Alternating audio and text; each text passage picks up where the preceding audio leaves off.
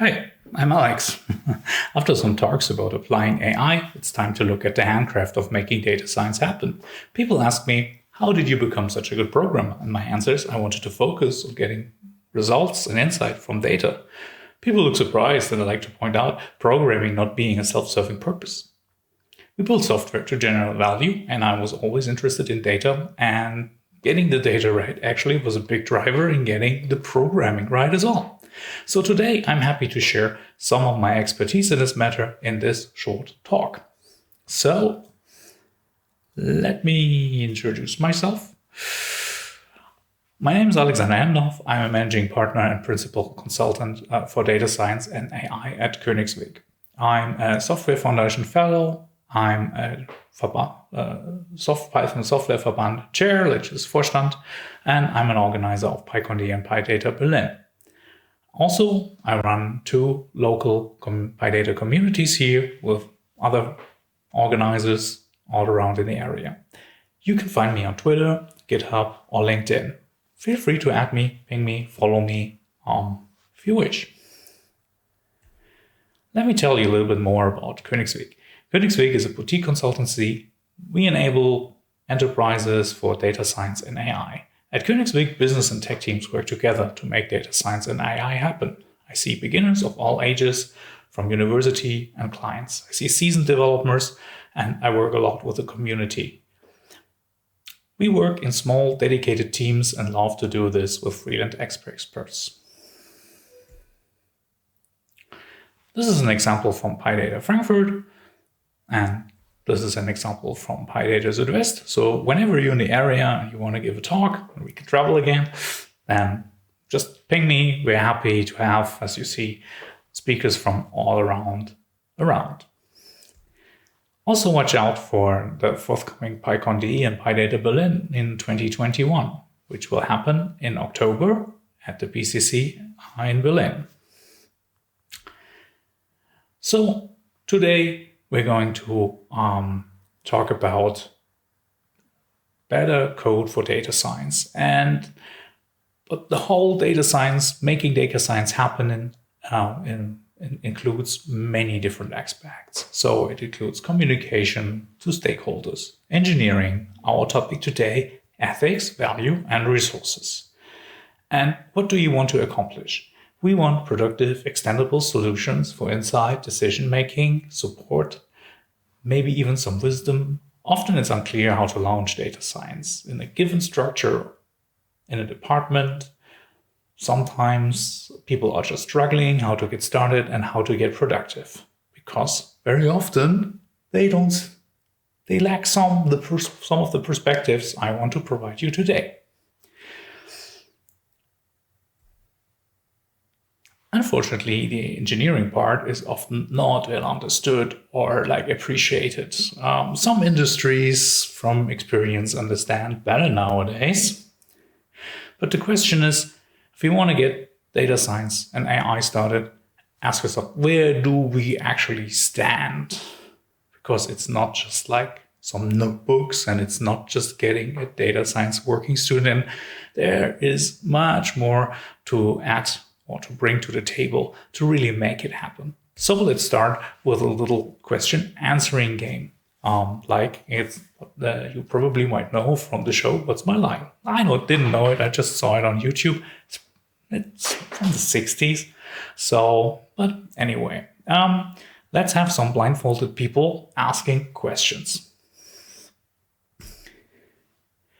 First question, why do programming skills matter?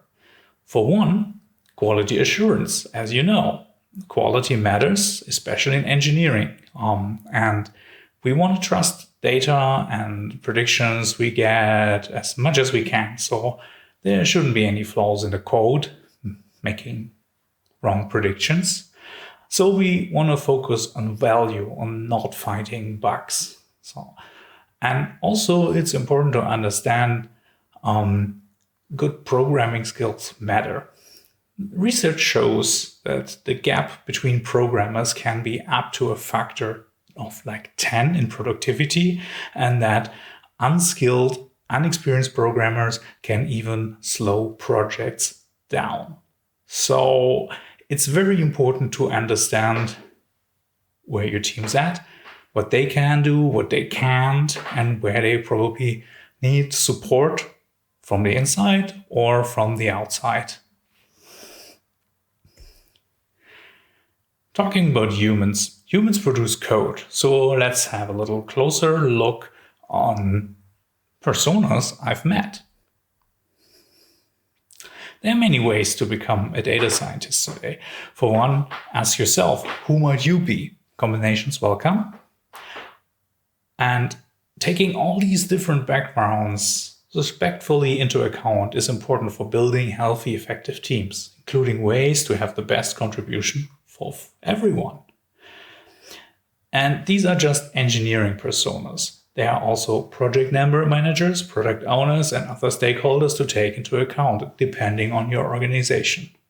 So as you see from the personas, there are some personas are like super excited about the latest and new stuff. There are some more skeptical personas, and it's important to understand each of them, their perspectives, because they can bring a lot of value to the table as well. But you also have to see it can be something of like a quite colorful mix. And that's something you have to take into account as well to keep your projects on track. So a team works better having a common workflow. If you're just one person, few or many decide on how we want to work together, and do not change workflows constantly if there's not a good reason. So just a new tool is not a good reason. Routines help to stay focused and on track. You might be surprised to see no tools here, because I don't want to recommend any tools here, because it often depends on what's in place already and we can build around it. And of course, there is never a perfect tool chain. At Königsweek, we are often helping to make the right calls here, to make decisions, and to get things going here. And how should we set up our code? So that's like pretty broad questions, and I want to answer with like coding, architecture, and stack. And let's have some principles. So the first principle is actually, there's a lot of principles already set out in PEP 20, Design of Python. So it's built in Python. You just have to import this. It's very nice to read, and I can really recommend sometimes if you're stuck, go back, just import this, read through, and probably it might provide good solution. Design of Python looks like a hoax, but actually there's a lot of truth in there for the design principles and how to write good code. Just like few examples, like beautiful is better than ugly, explicit is better than implicit, simple is better than complex, but complex is better than complicated. Readability counts. These were just like some highlights. And of course, you need an architecture. Architecture is the way we have our services and software interact. As with workflows, there is not one architecture to solve all, but the team has to agree on one architecture to start with. And of course, this architecture has not to be fully elaborated from the very beginning. It can evolve with the project, new needs identified, but it's important to have a vision where you want to move with your architecture, because otherwise you end up probably having many individual architectures and they usually don't interact that well. And also you want to stay independent. So avoid proprietary services, for example, of cloud providers, because they make you like stick with people with like some companies, and you probably want to move somewhere else or use our different architectures in the future. So it's always good to stay independent, and although sometimes it might be a short route to take. And of course, the stack. What do I mean with stack? Stack is like the libraries we use and the frameworks, and there it is. Likely as we work with state-of-the-art technology, we look for new technology as curious as we are. And things like this happen. Oh, saw this possible, this framework. And your colleague might say, hey, I have this new framework over here, and we should really try this out. Because new frameworks always promise to be better than the current framework, because you haven't used them yet. You had no pain, no trouble. They're fresh and perfect, at least as it seems so. So it's important not to end up in discussions like this. Okay, there's a new framework. Should we switch? Of course, it's important to stay agile, and there might be good reasons to change frameworks and libraries in a running project, even at early stage or any stage. But it has to be like a really well-informed decision. So give it a try. If things really work, switch. Otherwise, it's not just about having a new framework. So the software stack should be defined, minimal, and stable. What I mean with that is don't add new stuff all the time, because the more you add, the more complicated things will get, and it's impossible to manage. But set up everything for experimentation and keep things extendable. And of course, a good way before looking at new libraries from the outside, there's the Python standard library, and it comes with Python with many useful libraries. And you can do a lot of great things with that. Just have a look at David Beasley's keynote, Built-in Superheroes from PyData Chicago. He does a whole data science project using the Python standard library exclusively. It's a great talk to watch, and it's a great talk to learn about all these libraries and how they can make your life easier without getting any external dependencies. Environments. Environments are spaces to program within. Last time I checked, I had 45 of them on just like one of my computers. But very often they are not like super interesting, so people don't talk about that much. But I see many people, especially beginners, struggle with like, how can I have my working environment set up? What is this? What is an environment variable? And all these config files from all these libraries and programs in all these different places. How can I manage everything with conda, pip, and how can I do this in a reproducible fashion? This is something you really have to spend some time on and to get into it and help your team to work with that, because it's a big productivity factor.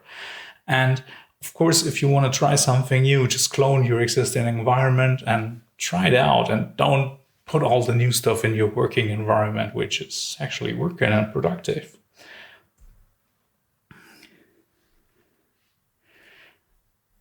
So, and oops, that's the wrong one. So here we go.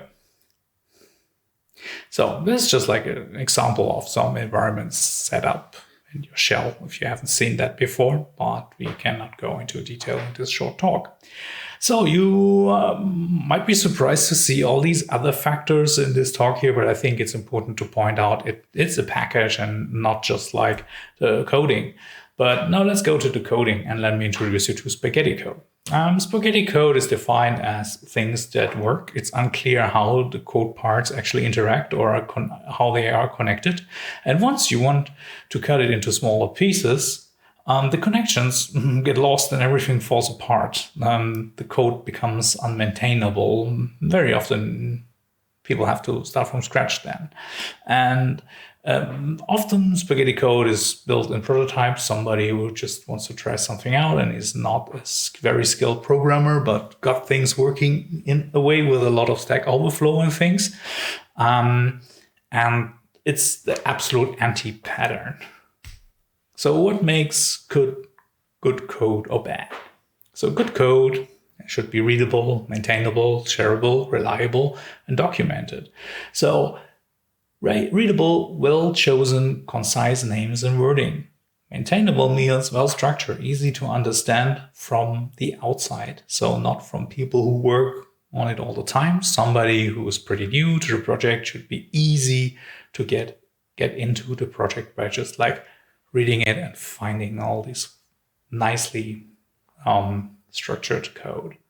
Shareable. Your colleagues should not only to be able to read it, but it should not contain like secrets there. So keep secrets private and shareable. The other dimension of shareable is maybe your colleagues in another department want to use it as well. So it should be also like reusable. So try to abstract your business logic if possible, and think about people can save a lot of time if they can reuse your code. Open source is all built on that. And of course, code has to be reliable. Well, tests and exception handling and documentation we'll see in a bit. So code readability. Code readability, it's a lot of work. It's not just something that comes with writing code. It's actually, it takes some time to come up with concise descriptive names. Good code should not need a lot of documentation, because if the variables of the functions and classes, if they have like really nice names, the better names, the less documentation you will need, because the code basically explains itself. And so keep it concise, split long lines, keep it readable. Sorry, live talks. Break complex or long into smaller functions. So don't try like build walls of code, like split them in smaller pieces if you can. Abstraction is king here, or queen. And add line comments to provide context, but not explain the obvious. So don't say this is a for loop doing something, because people reading the code expect them to actually know Python. And and also it should be linted, especially in teams, like AutoPad, Black. There are many other tools around they can help you to lint your code to have like a certain standard, or like the same standard within your team or even your organization. I think this is very important. And define your own style guide for stability, because there's a lot of style guides around, but you might want to adapt some rules to your requirements. But everybody in your team should stick to them.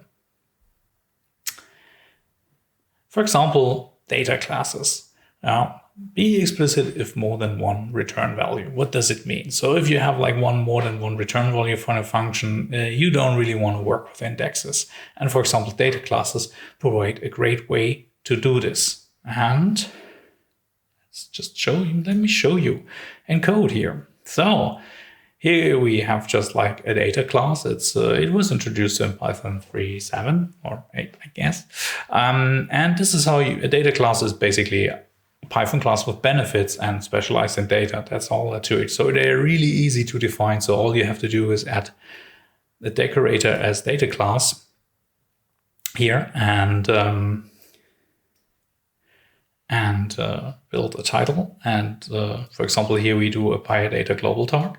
So this is basically all you need for the data class. I added some extra stuff like the post init, which is unknown because data classes already have init. So there's this special post init here where we can add some extra value, and we can also have like extra functions here, all methods.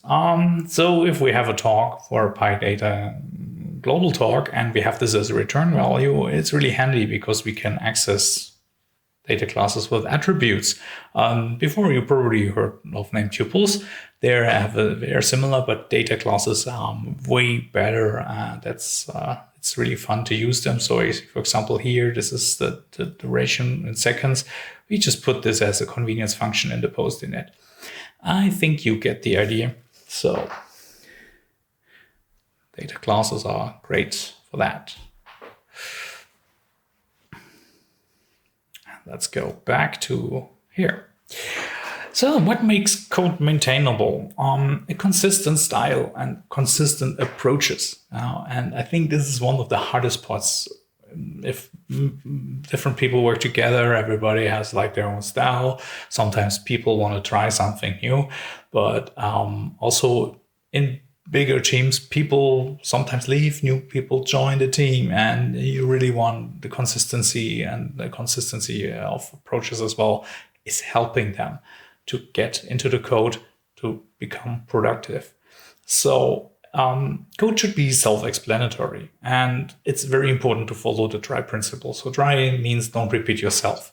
You can also rephrase this. There should be only a single point of failure. So if you have to change something in your code, it should be at one point and one point only, and not at like 5 points. Because if there are 5 points, I guarantee it will be changed in 4 points, and you have like really odd behavior and a lot of bug fighting until you find the 5th place with the code. So this is very important, and this happens very often in data science, that with copy and paste we have a lot of redundancy and many and do not really follow the try principle, and it's a big time saver too if you want to be productive. And of course, tests.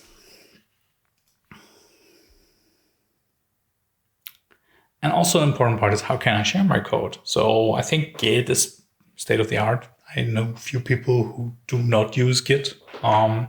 Commit often, use a repository or a service like GitHub or GitLab, and put like your secrets in getting novice so they don't get shared, and come up with guidelines how to make pull requests, and have teams review your code, because it's good to learn from each other. And now it's odd to maybe criticize or comment on colleagues' code, which is not according to the style guide, but I think it's an important process. So everybody can learn, everybody can contribute, and it's like a super good way to get things going and to produce nice code together. You can also go as far as continuous integration and deployment with auto tests and publishing, but that's a nice to have. It's really nice to have, but it's not a necessity in the beginning. And last, the reliability. Of course, testing, because your code has to be reliable. The systems you work with are not reliable, and your code really should handle that. And so I think it's very good to use explicit exception handling to make your code reliable and handle other unreliable things that might happen all around you or your code. You can add type-ins to help your IDE to interpret your code better. And also simplicity is really important to make it reliable, because simple is like better to maintain, easier to find any bugs or odd behavior compared to really complicated stuff. So, and what does documented mean? Of course, documented and documentation can easily take like 20-25% of the time. So it's not just like a nice to have you can do on the side. It's something you have to do constantly. You should really write README, doc strings, line comments to explain what's going on, and have working example codes, like little tutorials. Always think, okay, there's somebody who has no clue about the code you wrote, and you want to bring somebody on board in a short period of time. So it's very important, and very often it's overlooked. And then many people have to spend a lot of time to understand your code, or might end up in writing something new or similar because they don't really get it. So good documentation is super important, and I can only advise spend the time. And if somebody does not value it, and you don't have to then fight for this time, it's really important. Otherwise, the code might be lost or no longer understandable. And of course, you have to update documentation and refactor it all the time. If the code changes, documentation has to go along with that. Another nice thing in Python is know when to break the rules. The only thing I want to point out is the reason has to relate to the project and not to personal reasons, as I was in a hurry or I was late. So if you have a good reason, be explicit about it, and feel free to break rules in the comment. It's a good practice from time to time. Not all the time, probably. So is that it? No, of course it's not, because we haven't talked about bringing Jupyter notebooks to production yet. So what about Jupyter Lab exploratory data analysis, exploratory code execution, as I want to call it. It's open source. It comes with visualization, formats, markdown text, ecosystem. It's great. I love it. I use it every day. So, but what about this? This is a tweet from Andrew Karpathy. And he's the director of artificial intelligence and autopilot vision at Tesla. And basically, to sum it up, he's complaining on Twitter that he deleted something from his Jupyter notebook he was working on for 2 months. And he deleted something and he wanted to undelete it and he was struggling. So I don't really want to comment this further because I think it explains myself. And I'm maybe not feeling that comfortable with Tesla cars. Anyway, kidding. Yeah, so, but here, I mean, see, this is not just like anybody. Yeah, so this is like Tesla should be a company who should really be very good at engineering because they build autonomous vehicles. So what are the downsides of notebooks? Code completion is not as good as in IDEs. They take some more time. Then Jupyter is not pointing to code smells. Code versioning is quite hard. Notebooks are scripts. The execution order matters. Introspection and debugging is not really solved yet. So when data artist Salvador Dali was asked in our show to make like a gesture from his day-to-day job, he was moving his hand. So like painting, but somebody jumped to a conclusion, oh, that's easy. You're a data scientist. You're scrolling notebooks all the time or all day. And I think, this is one of the common anti-patterns in Jupyter notebooks, because Jupyter notebooks very often, they have a wall of code. They have non-local variables, which will I explain in a minute. They often have redundancies. They just explain something, or they just like get something to work, which is it's okay if it's like a tutorial or if you want to just explain or try something out. But these things fail if you really want to bring something to production.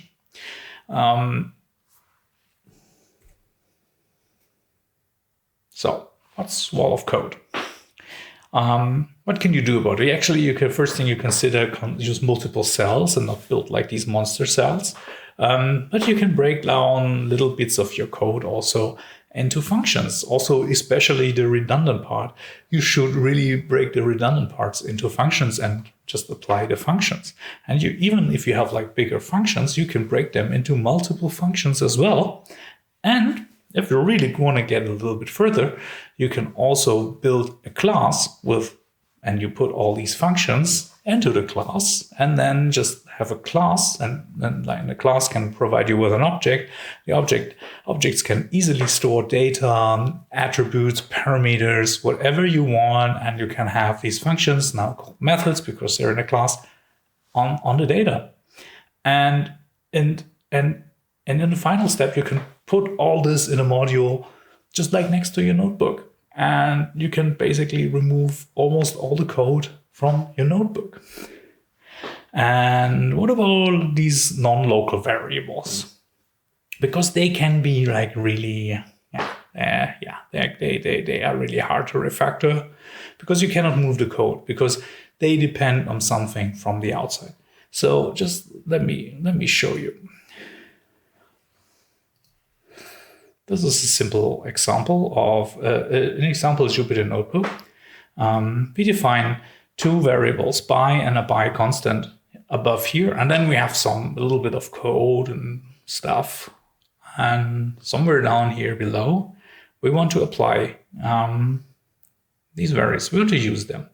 So if we use them in myfunc here.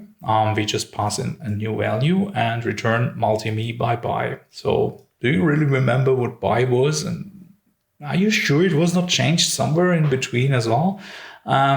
So of course this is working here still. But another approach is actually just like to put it as a parameter and pass it on. I think this is the right way. Things should be done because the variable is not looked. Oh, I should have put this here. Yeah. It's not looked outside. So of course, variables are local within functions unless the name is not found in the local function namespace. Then Python goes to the global namespace and looks for names here for a good reason, because you can. It's a good way to add constants. For example, we can put the by constant here. Constants are written in uppercase, although they are variables, and also use them in functions or as a parameter default, as we see here. So let's go back to here. So you see, these are really hard to transport, and it can be really like a lot of work to build a notebook with like many of them. I've seen like many of them. Okay, yeah, that. So, and redundancies. Yeah, redundancies is actually a really easy answer. Just avoid them. Use functions. Always remember the try principle, even if getting there is a little bit more of extra work. But in the long run, you really will appreciate this. So, and what about debugging? So Python is really good in introspection. So Python is very open, nothing's really hidden. We can really look into the code and the execution stack and every frame and see what's going on and have a look at the values. And IDEs actually provide good debuggers in introspection. So we'll get there in a second. I think also print statements are okay for debugging, especially at early stage, if you just want to understand what's going there, of course, but think about logging is better. You can write log files to file, and guess what? There's a logging module in the Python standard library, which is easy to set up and use. So let's have a look at debuggers. So here we see a debugger, some code, and we see these red dots are stop marks. So basically, I'm just executing my code in debug mode, and the code stops at the stop mark. And then the nice thing here is I can really inspect what's going on here. So if you ever wanted to have a little closer look at your VGG16 in PyTorch, it's really easy to do. Also because it's PyTorch. PyTorch is very Pythonic, and you have all these objects you can inspect. So if you want to, for example, have a closer look at the bias data from two of the layers, and you want to have some reason to multiply them, you can just do it by evaluating the code in a separate window, or you can inspect it in the window you see behind. A good part also about having this evaluate window and working in debug mode, you can immediately write new code snippets and basically test them while coding. I call this like coding and the open heart, basically. It's like an operation on the open heart. It's a saying in German. And I think this explains really good. You can basically interface with your code while the program is actually running. And I think this is like super productive to get new code written, and you can avoid like a lot of like small mistakes because you immediately see the results. And if you have what you have in mind is actually working, or if there's a tiny bit to fix. So my suggestion is use Jupyter and an IDE. Just take best of both worlds. It's the best way to get productive in data science, and just focus on the strong suits of both. And then the question is, how can I have shorter, concise notebooks? So I already explained a bit, like you can put stuff in functions. We can build classes with functions. We can put them in modules, and we can use magics like the run magic to get stuff into our notebooks, for example. And I think a good practice, or it depends, of course, on the use case, but I know many use cases where people are not really interested in seeing all the code in the notebooks. They basically want to see results. They want to see visualization, and maybe you just want to see like a key part of something you invented, a new methodology, but you don't really want to see like how to read in data, how to process it, and loops and all the boring stuff. And I think it's also taking focus from these notebooks. So let me show you like a short example, or a brief, because I think we're already over time anyway, I guess. How you can accomplish this with this simple example here. What do we see here? This is actually already the result. So here we read in some data, we pre-process it, we put it in a spaCy pipeline, and we just want to inspect some of the named entities. So this is like a super simple, basic example I built here. So what you see, all I have to import is actually spaCy for displaycy, because we use displaycy directly here. Of course, I could also put this in the class, but anyway. But you see, most of the stuff is basically comes from a custom NLP module, which imports a nice NLP class and 2 more methods here. And so basically we instantiate our nice NLP class, which I'm going to show you in a minute, and just work on it. And you see, this is like this is only a few lines of code. Even to get to the first results, I don't have to scroll at all. I immediately have like a little generator here, which provides me some examples I want to inspect at an early stage of a project. And I can show you like a little peek in how this looks like. Of course, here's the real module. Here we have like, of course, all the imports. Here we see some custom exceptions. For example, we only support German and English in our use case. And if our language identifiers just says no, we raise an exception. And this is like a really nice way to handle unreliable systems like non-English, non-German data in our case. So we raise an exception, we can log it, we can handle it. It's very explicit and clear. Here we see our data classes again, and here you see you can put like a lot of extra things in data classes because they are classes. So you can add methods here, and here you see like we can have things abstracted in our NLP class. And you see, for example, we have our NLP model here loaded. We have matching rules and all the stuff and pipeline configurations all defined as methods. So they're easy to maintain. It's easy to read. The whole pipeline is super easy to read because it's just like a few function calls, which I say have like quite descriptive names.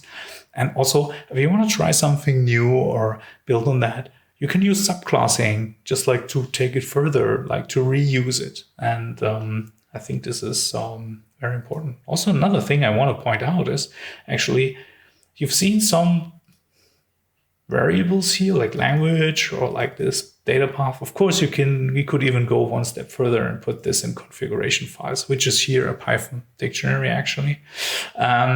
Or it could be a YAML file. So yeah, and so we can also like run different experiments or configurations, and they're way easier to configure than if you do this in the code. Never put like configurations on parameters in code. It's a really bad practice and it's really hard to maintain. So let's go back here. So anything else? Yeah, tons of stuff. So this was only, I hope, a range of half an hour talk. I will see in a second. And there's a lot of many things. I mentioned type-ins. There's other things like decomposition, also like how to execute code in parallel. Subclassing, multi-modules, descriptors, decorators. There's like many things you can do in Python to make code more readable, even more productive. But I think it's more like a few days workshop to cover them all. So it's beyond the scope of this talk. But let me wrap up the main takeaways for you. Good coding is good engineering, and good engineering is an essential success factor for projects. And Python is super suitable for this. There's many ways to achieve a high level of coding quality without knowing too much Python, actually. It's more about discipline than knowing so much Python. And beyond writing quality code, there are other aspects to consider, just as personas, standardization, and architecture, how to work with each other. And also mentors will speed up the whole process. So don't have people just like stuck, like, okay, yeah, you can take this online course or you can read it online, because this is a waste of time, especially beginners. It's a mentor can probably easily figure out where the misunderstanding is and clarify it like in depth. And this can be like a 10-minute coffee break talk. And the other way, somebody could probably waste half a day on solving the problem. So this is also something to consider, to be mindful about people spending time learning the stuff. It can be easier, and it can be easier with advice and mentors. So thank you very much. I hope you enjoyed this talk, and thanks to the organizers for making PyData Global happen. Hope to see you around in person next year or somewhere. And I also want to thank everyone at Königsweg who helped me with the slides. And that's it. Thank you very much. So enjoy PyData Global, and bye-bye.